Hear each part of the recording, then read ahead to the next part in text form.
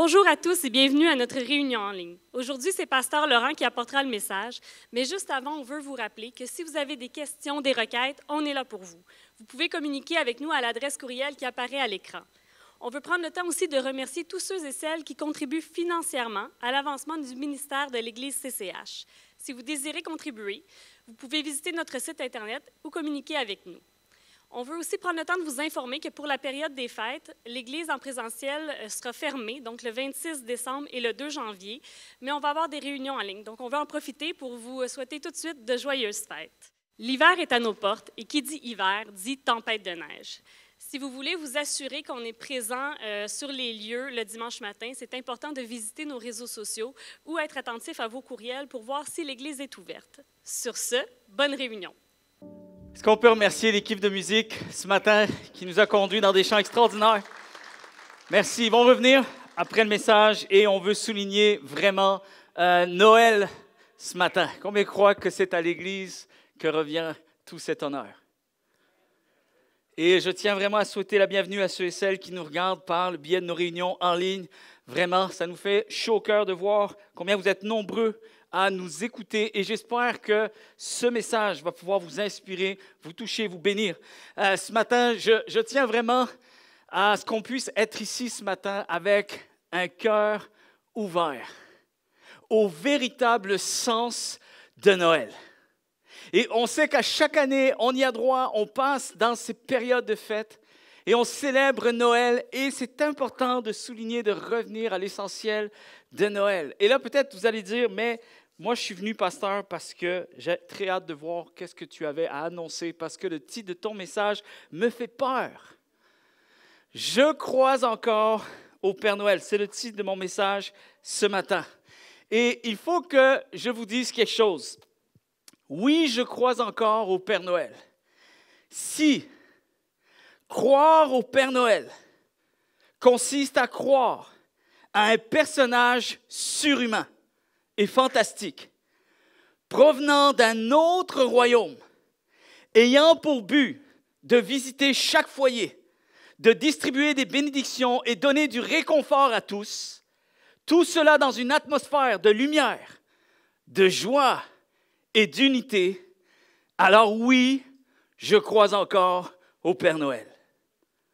Si croire au Père Noël vient avec l'idée d'un personnage qui inspire la générosité, la gentillesse, la faveur, la bienveillance, l'émerveillement et qui par sa simple présence illumine nos maisons, nos foyers et nos cœurs, alors oui, je crois encore au Père Noël.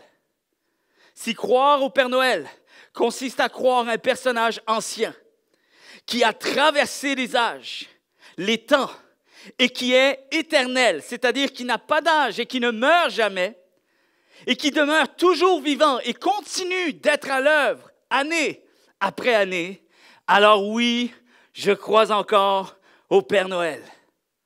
Si croire au Père Noël consiste à croire à l'idée d'un personnage, écoutez bien ceci, qui ne sommeille ni ne dort, et qui n'oublie aucune adresse, toujours présent pour chaque enfant, et prêt à répondre à tous ceux et celles qui lui écrivent et lui expriment leurs souhaits, dont un personnage possédant ce désir de combler ce qui leur tient le plus à cœur, alors oui, je crois encore au Père Noël.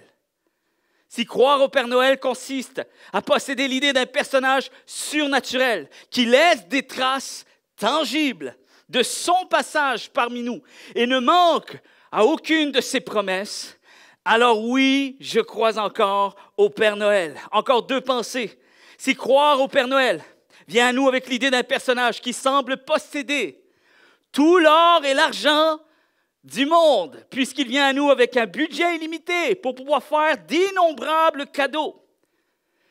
Un bonhomme qui est chef, maître et souverain d'un royaume tout entier, mais qui prend le temps de venir lui-même jusqu'à nous, entrer dans nos maisons bien imparfaites, acceptant de manger avec grande joie nos petits biscuits et boire nos petits verres de lait si ordinaires, et parfois, excusez-moi du terme, parfois ils sont même offerts, avec si peu d'effort et si peu d'excellence, pour ne pas dire qu'ils ne goûtent pas super bon. Alors oui, je crois encore au Père Noël.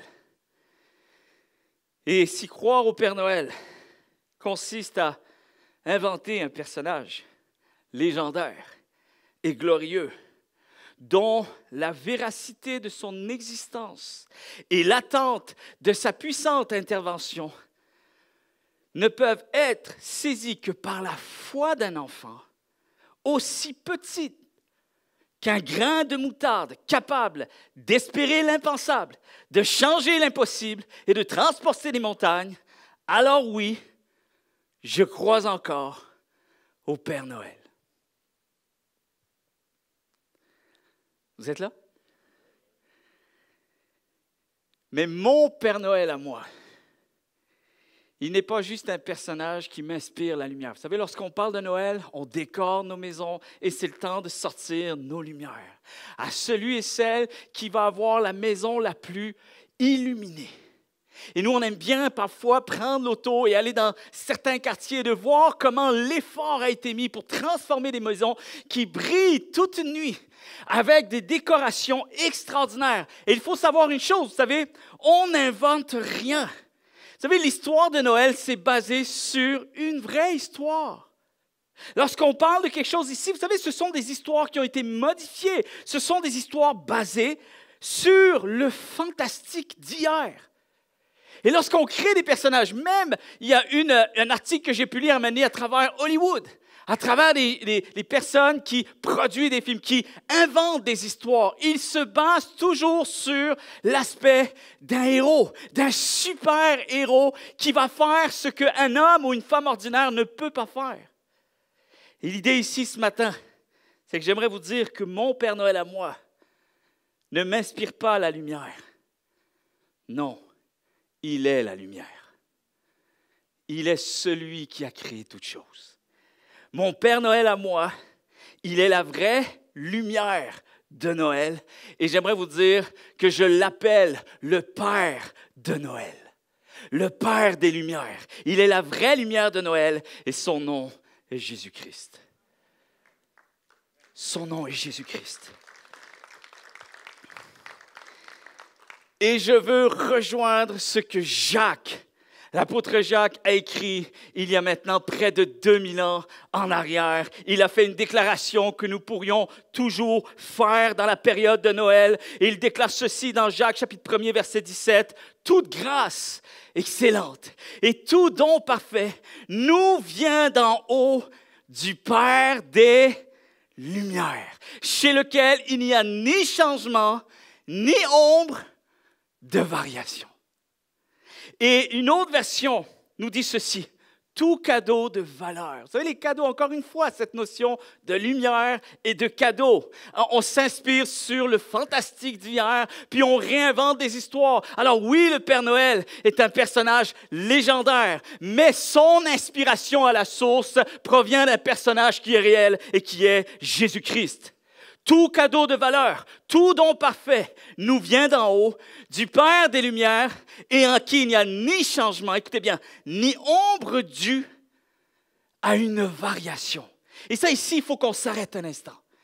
Une ombre est là à partir du moment où il y a une lumière. S'il n'y a pas de lumière, il n'y a pas d'ombre, tout simplement. Et c'est assez paradoxal ici parce que ça dit qu'il y a la vraie lumière. Et si on regarde aussi certains autres passages, on parle de cette lumière qui est parfaite. Une lumière qui est inaccessible pour le commun des mortels. Et cette lumière-là, elle existe, mais elle ne crée aucune ombre. Il n'y a pas d'ombre qui vient changer quoi que ce soit. Et même lorsque cette lumière est en mouvement, souvent l'ombre, on peut le voir lorsqu'il y a une lumière qui frappe sur quelque chose, un individu ou quelque chose qui est établi. Et si la lumière bouge, l'ombre bouge. Ici, ça dit que la lumière bouge, elle est en mouvement, mais il n'y a pas d'ombre, il n'y a pas de changement ni d'ombre de variation. Alors, j'aimerais vous dire ce matin une chose. Christ nous dit ce matin je suis la lumière. Je suis la vraie lumière. Et pour tous ceux et celles qui possèdent la vraie lumière de Jésus-Christ dans leur cœur, j'aimerais vous dire, je suis de ces personnes qui peuvent déclarer que je suis dans la lumière. Et je n'ai pas à craindre de quoi que ce soit. Et j'aimerais vous dire tout simplement qu'aucune ombre ne peut faire obstacle à cette lumière.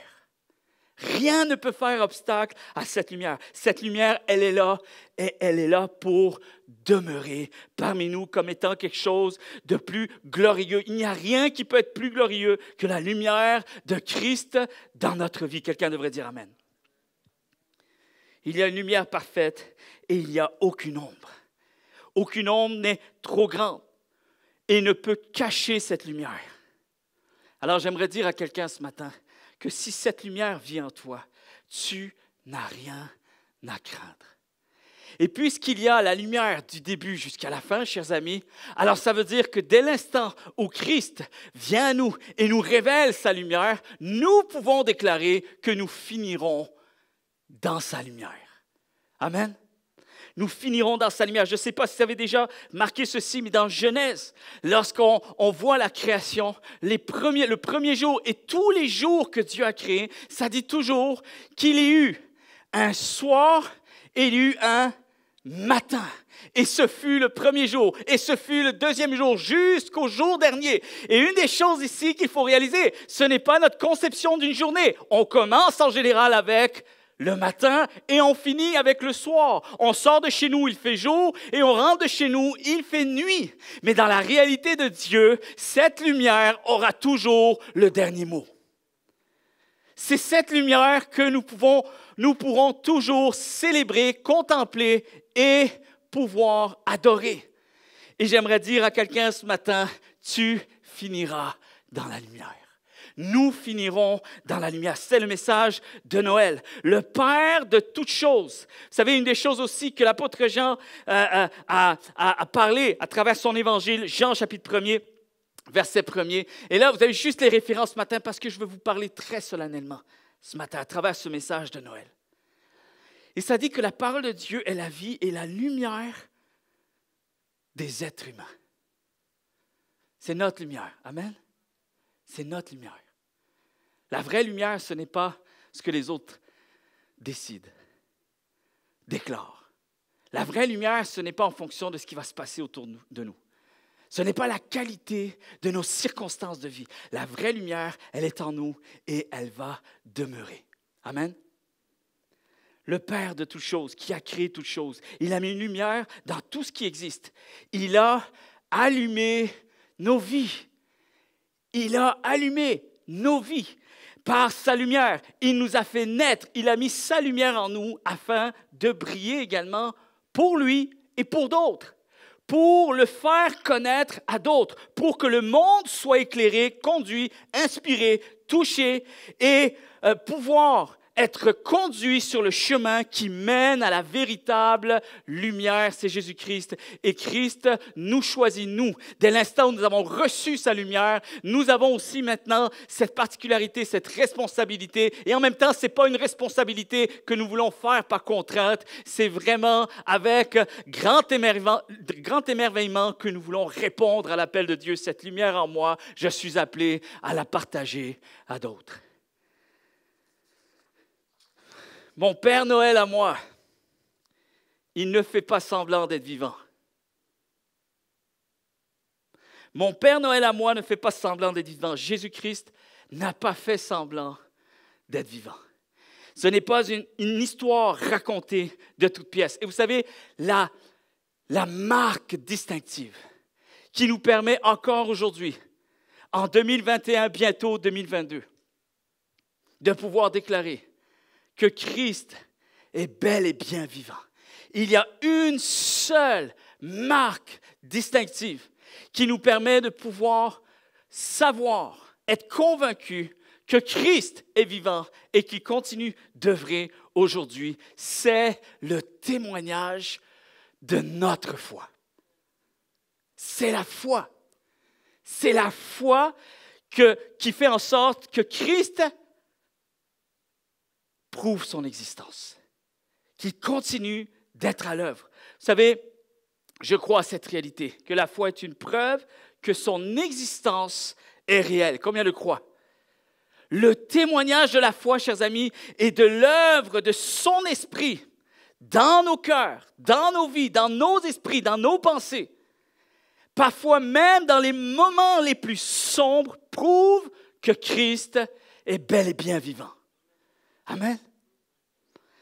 C'est pour ça qu'on voit également toutes ces définitions à propos du Saint-Esprit, comment il se manifeste, comment il se met à l'œuvre dans la vie d'une personne. Lorsqu'une personne est remplie du Saint-Esprit, chers amis, il fait des choses que la nature humaine, seulement livrée à elle-même, ne pourra pas faire. Et c'est parfois même dans les moments les plus sombres que la lumière brille le plus. Du moins, elle brille toujours autant, mais dans les moments sombres, on la voit plus. Elle devient plus évidente et c'est tout à fait normal et logique. Et c'est pour ça que lorsqu'on parcourt les Saintes Écritures, on s'aperçoit qu'il s'agit là des histoires d'hommes et de femmes qui ont cru en Jésus-Christ, mais qui n'ont pas été épargnés de circonstances difficiles. Et ces circonstances difficiles ont fait en sorte que la lumière a pu être donnée à d'autres. La foi est l'ultime preuve que Christ est vivant. Et lorsqu'on parle de la foi, de son esprit en nous, c'est lorsqu'il permet, lorsqu'il nous communique son amour, lorsqu'on parvient à déployer son amour face à la haine la plus féroce. N'est-ce pas ce que la Bible nous enseigne? Le témoignage des disciples, des chrétiens, des hommes et des femmes de Dieu, ce sont été des personnes qui ont aimé face à une haine féroce. Et ce sont tout simplement des personnes qui ont reflété ce que leur maître avait fait avant, Jésus-Christ, qui a aimé un monde qu'il a rejeté. Amen. Le message de Noël, c'est une histoire d'amour face à la haine. Le message de Noël, c'est une histoire de paix face à l'angoisse de l'incertitude et l'angoisse d'un verdict humain. Et j'aimerais que l'on puisse réaliser ce matin que parce que nous avons foi en Jésus-Christ et que nous persévérons, quelles que soient les circonstances, parfois les circonstances les plus difficiles de notre vie, c'est là qu'il faut aussi pouvoir réagir et réaliser à quel point Christ est bien plus présent qu'on ne pense. Bien plus présent qu'on ne pense. Lorsqu'on parvient à déployer de la bonté face à ce qui est injuste, ça c'est l'œuvre de l'Esprit de Dieu en nous. Lorsqu'on parvient à avoir la foi face à la maladie, face à la mort, ça, c'est le témoignage de l'Esprit de Dieu qui agit encore aujourd'hui. Lorsqu'on parvient à être plein de miséricorde face au désir de vengeance, face à tout ce qui pourrait être réactionnaire, non, plutôt d'être réactionnaire, je vais déployer un témoignage de douceur, d'amour et de bonté parce que Christ continue de faire son œuvre en moi. Quand on parle d'espérance, et de parvenir à rester confiant face à l'absence de garantie ou à l'absence de preuves immédiates. Quand tout devrait nous faire peur, nous restons confiants et pleins d'espérance. Et c'est à ce moment-là qu'on doit réaliser, Seigneur, tu es bien plus présent que je ne le pensais et je vais célébrer le témoignage de ton esprit en moi. Je ne sais pas si vous êtes avec moi ce matin, mais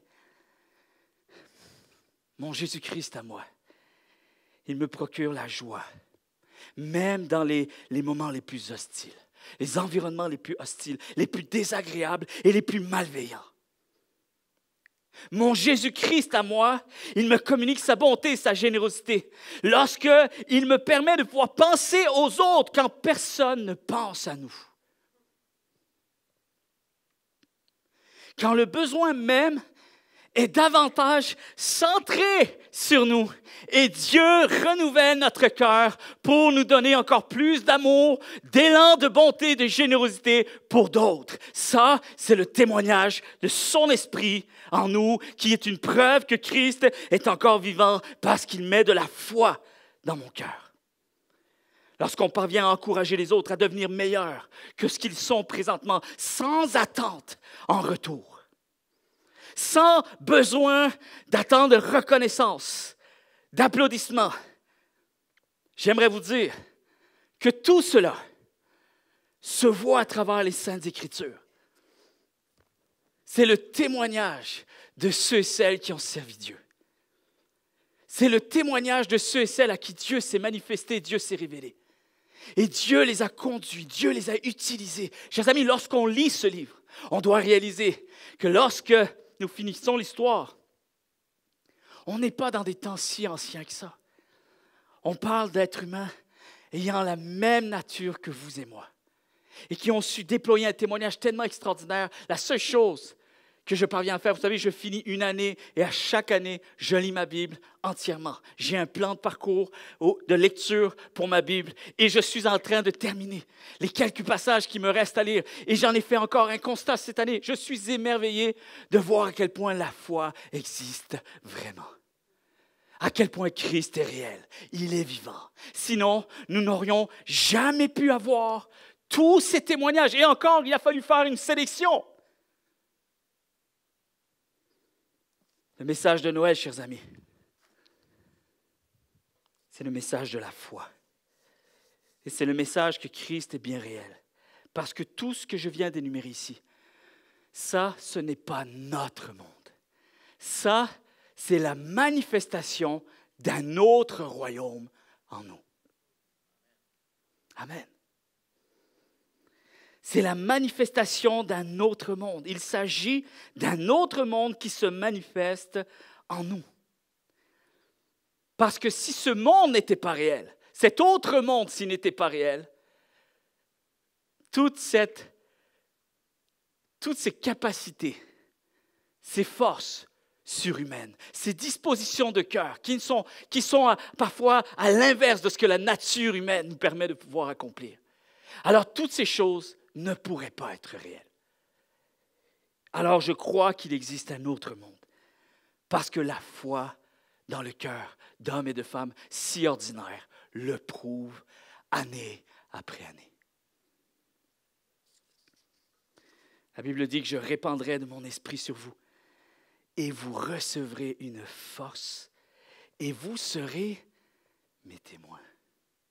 Une force qui n'est pas la mienne. Sinon, ça servirait à rien d'en recevoir une. Si je l'ai déjà, pas besoin d'en recevoir une nouvelle. Là, c'est une force qui n'est pas la mienne. C'est une force que je ne peux pas essayer de confectionner par mes propres efforts, par ma propre nature. Non, c'est une force que je vais recevoir par grâce. Et grâce à cette force, je vais pouvoir montrer que quelque chose d'autre existe. Amen.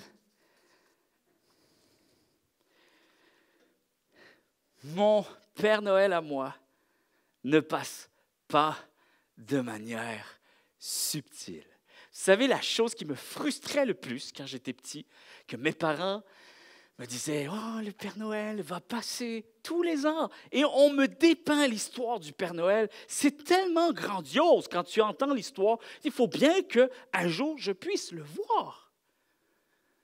Et combien de fois j'ai essayé de tout faire pour ne pas dormir la nuit de Noël. Je ne dormirai pas. Cette année, je vais y arriver. Je ne dormirai pas. Et j'arrivais tellement à ne pas dormir que parfois, une nuit, là, je pense que j'ai dormi 1 heure ou 1h30. Et j'étais tellement déçu qu'il ait réussi à passer juste au moment où j'ai sommeillé. Je capotais. Je dis, comment il fait? Et le but de l'histoire du Père Noël, c'est que tu ne saches pas qui il est. Que tu ne parviennes pas à le saisir tangiblement.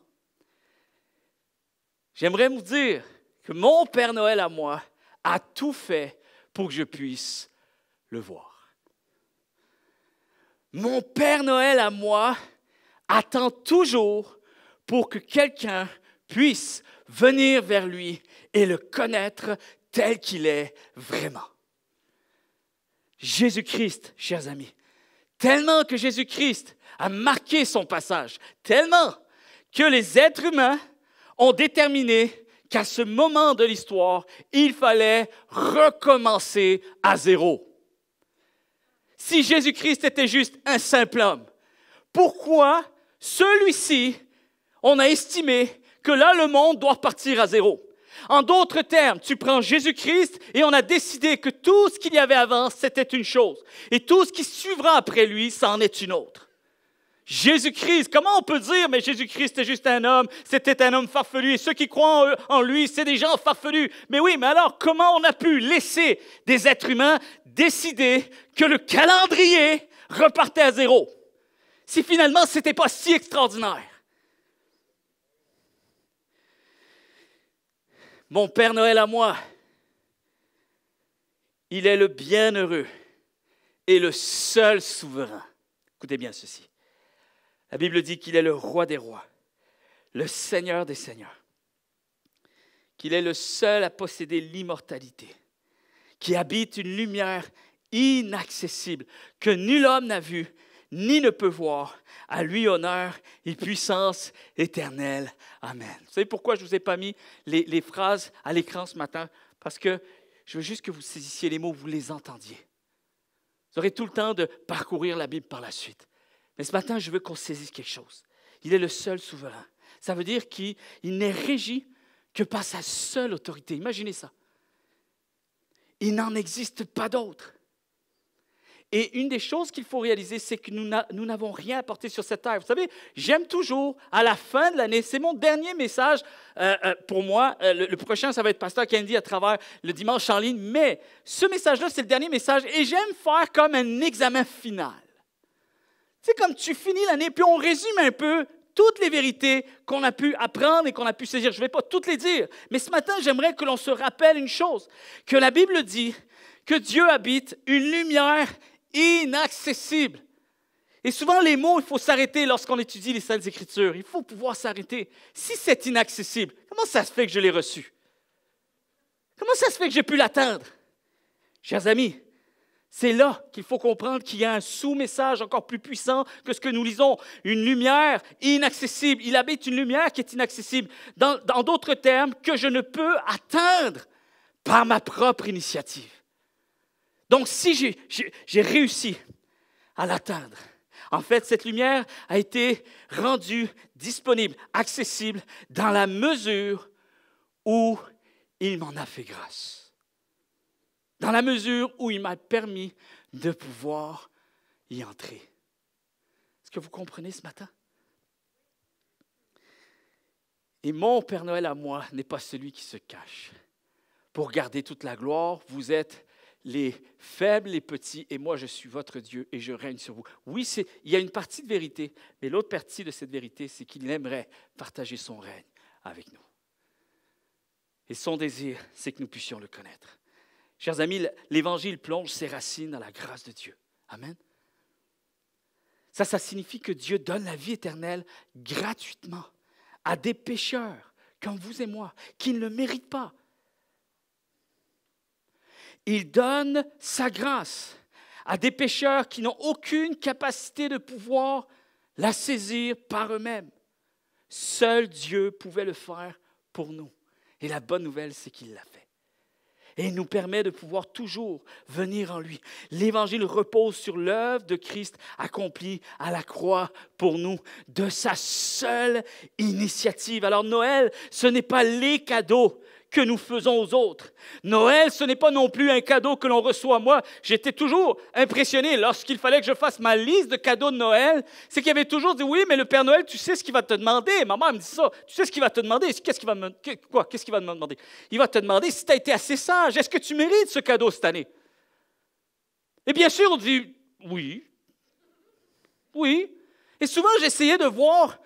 Mes amis me disent, moi, le Père Noël, il a accepté ma liste de cadeaux. Et je considérais certaines personnes pires que moi. Je dis, si le Père Noël a accepté lui, d'après moi, il va accepter la mienne. Et finalement, c'est comme un peu un résumé de ce que nous continuons à faire, parfois à travers notre approche, notre attitude que nous avons envers Dieu. J'aimerais vous dire que ce n'est pas le cadeau que nous méritons d'avoir, que nous recevons. Non, Noël, c'est le grand cadeau de sa grâce. Amen. C'est lui qui nous a aimés le premier. C'est lui qui nous a attirés jusqu'à lui. Nous ne pouvons pas venir à lui par nous-mêmes. Amen. Et c'est vrai, des gens ils disent, oui, mais quand même, moi, il s'est révélé à moi le jour où j'ai été disposé à le chercher. Il a répondu parce que je l'ai cherché. Alors, je veux juste rectifier une chose. Pendant longtemps, j'ai cru ça aussi. Que plus ceux qui cherchent, plus le trouveront. J'aimerais vous dire que dans la mesure où tu le trouves, même si dans ta pensée à toi, dans perspective à toi, que tu as eu la bonne disposition de le chercher, j'aimerais te dire qu'il est le maître des cœurs. Et que la disposition que tu as eue à le chercher, même là, c'est de sa propre initiative. Il a disposé ton cœur à le chercher. Alors, dans tout ce que nous vivons avec Dieu, à la fin de tout, c'est ce que Jacques va dire, dans tout ce que nous recevons, déclarer combien Dieu est bon, combien Dieu est parfait. Il est une lumière inaccessible. Ce n'est pas à cause de nous, c'est grâce à lui. Et nous voulons encore célébrer le Jésus-Christ qui est parfait durant cette période de Noël. Quelqu'un devrait dire Amen.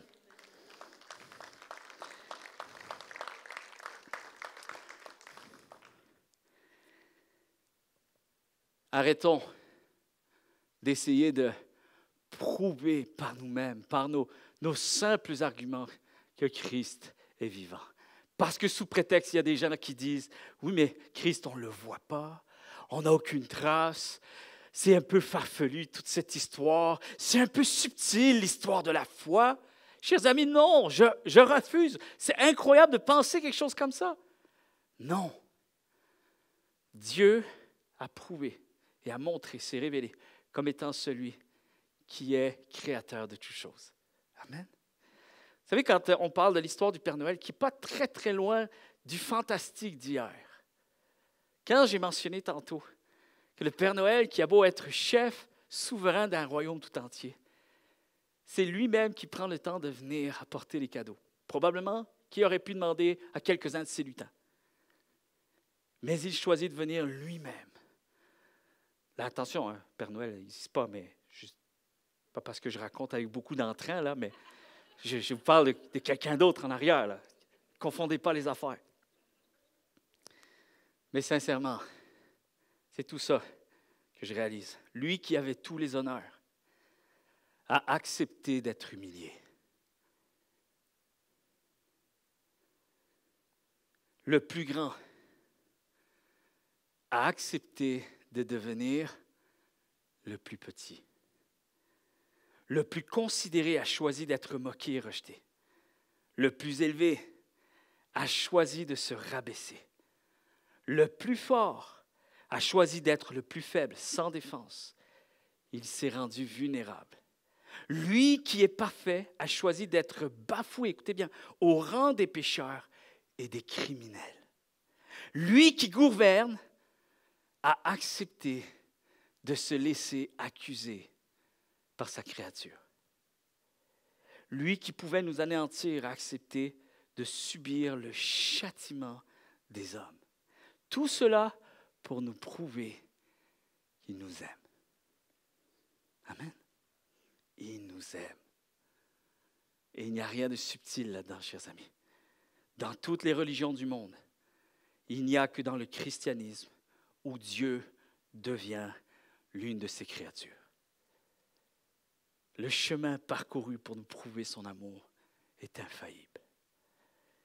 On ne peut pas le contester. Il n'y a rien de subtil. Je n'ai pas à deviner que Dieu m'aime. J'ai juste à en être convaincu parce que ça saute aux yeux. Amen.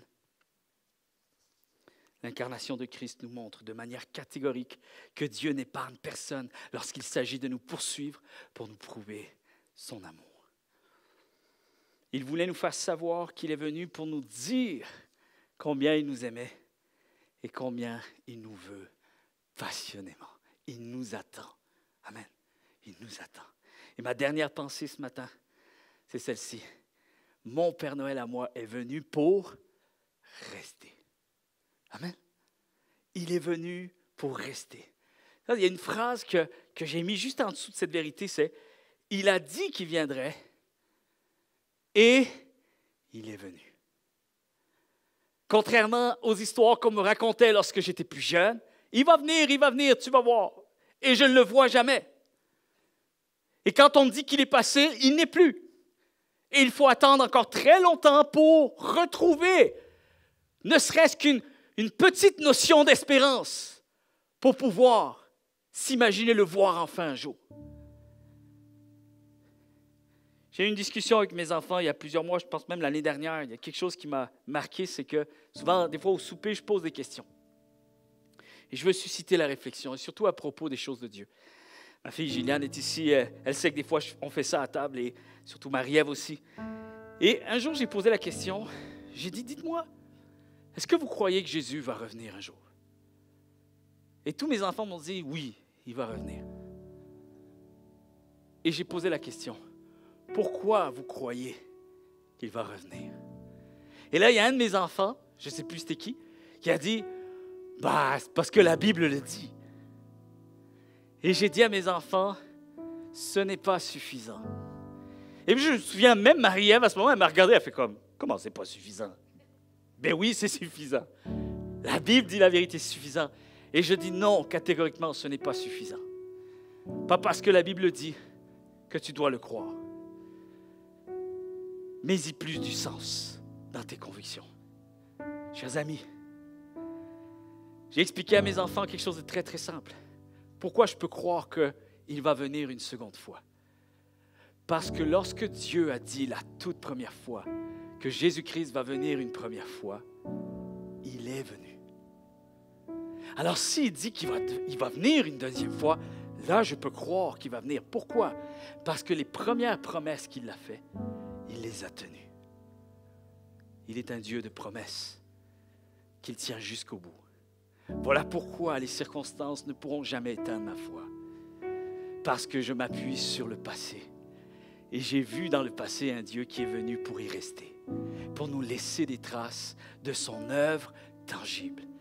En d'autres termes, Christ pourrait nous dire ce matin, tu sais que tu as tout ce qu'il faut pour croire en moi.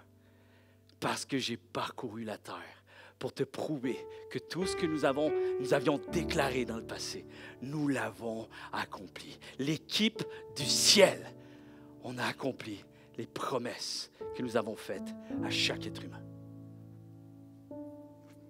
Vous savez, l'accomplissement des promesses de l'Ancien Testament, chers amis. Certains vont dire qu'il y a plusieurs personnages qui auraient pu accomplir les prophéties qui ont été dites à propos de Jésus-Christ, la naissance d'un sauveur, la naissance d'un Messie, l'histoire de Noël. Et beaucoup disent que c'est un hasard que Jésus soit né à la bonne place, au bon moment, dans la bonne famille, et on a cru finalement, par hasard, que c'était lui le Messie. Et on s'appuie sur tout ce qui avait été déclaré dans le passé, et lorsqu'on voit la naissance de Jésus-Christ, on se dit oui, mais ça aurait pu être un hasard. C'est tombé exactement dans ce qui a été annoncé autrefois, mais ça aurait pu être un hasard. Alors, il y a des experts qui se sont penchés sur la situation et ils ont fait une étude approfondie. Et plusieurs experts qui ont juste étudié 7 prophéties majeures. Dans l'Ancien Testament, avant que Jésus vienne, 7 prophéties parmi toutes les autres qui avaient été déclarées, juste les 7 les plus majeures. Et ils ont essayé de déterminer c'était quoi les probabilités qu'une seule personne puisse accomplir juste ces 7 prophéties par hasard. Juste 7, par hasard. Et voici le résultat était celui-ci. On a pris 7 prophéties majeures sur la naissance du Messie, sur la famille du Messie, sur le contexte entourant la venue du Messie, et on a réalisé qu'il y a, écoutez bien, 70 fois plus de chances de gagner le gros lot du loto 649 que de pouvoir accomplir 7 prophéties messianiques majeures. Maintenant, tenez-vous bien un instant ici ce matin. Jésus-Christ ne s'est pas contenté d'accomplir seulement 7 prophéties. Il en a accompli 50. 50. C'est impossible que le hasard ait pu faire ça. C'est pour ça que plusieurs sont revenus à la raison. Oui, la foi mêlée avec la raison. Certains ont dit stop, là maintenant on arrête. Il y a tout ce qui a précédé Jésus-Christ et il y a tout ce qui va le suivre. On marque l'histoire de l'humanité à travers cet homme. Pourquoi? Parce qu'il est réellement le Fils de Dieu. Je pense à ces soldats. Maintenant, à cet instant, je pense à ces soldats qui est au pied de la croix et qui finalement, jusqu'à la fin, lui a regardé, lui a observé Jésus-Christ et il a estimé que Jésus-Christ est demeuré parfait parfait jusqu'à la fin, jusqu'à ce que son cœur puisse déclarer « Cet homme était réellement le Fils de Dieu. » Cet homme était réellement le Fils de Dieu. Alors, chers amis, j'aimerais vous dire que lorsque Christ dit qu'il vient, il vient vraiment. Amen. Quand Dieu planifie quoi que ce soit, c'est loin d'être farfelu. Quand il dit qu'il a un plan, ça veut dire qu'il en a vraiment un, chers amis. Il sait ce qui arrivera avec notre vie. Est-ce que nos cœurs peuvent recevoir cette vérité? Il y a quelqu'un qui priait dans la réunion de prière tantôt. Il dit, Seigneur, on va entendre des vérités, mais que ces vérités touchent nos cœurs. Que ces vérités touchent nos cœurs, qu'ils pénètrent nos cœurs, que tu puisses, Seigneur, nous révéler à quel point ces vérités sont précieuses, elles sont vraies et qu'elles puissent changer nos vies. J'aimerais vous dire ce matin qu'il sait ce qui arrivera dans notre vie. Tout ce qu'il promet, il le fait. Il connaît le futur sur le bout des doigts. Amen. Quand Dieu dit « Je vais protéger ta vie », tu peux déjà le déclarer. Il protégera ma vie. Amen. Quand Dieu a dit à Paul, personne ne périra sur ce navire, Paul est sorti, pas seulement déclaré pour lui, il l'a dit à tout l'équipage. Chers amis, n'ayez crainte. Nous allons être protégés. Et la fin de cette histoire a montré que Dieu a tenu ses promesses. Alors j'aimerais juste, en cet instant, est-ce qu'on peut se lever tous ensemble?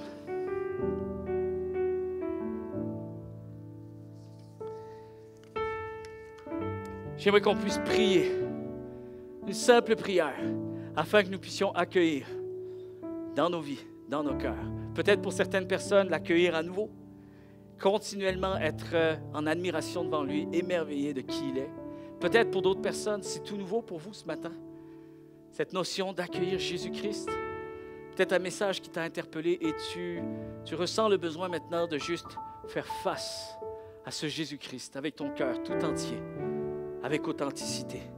Mais de dire, Seigneur, j'invite maintenant le Père des Lumières dans ma vie. Je veux inviter celui qui est la vraie lumière de ce monde. Il est la vraie lumière de ma vie. Alors que tout le monde a les yeux fermés maintenant, j'aimerais juste qu'on puisse prier solennellement à travers ce message de Noël.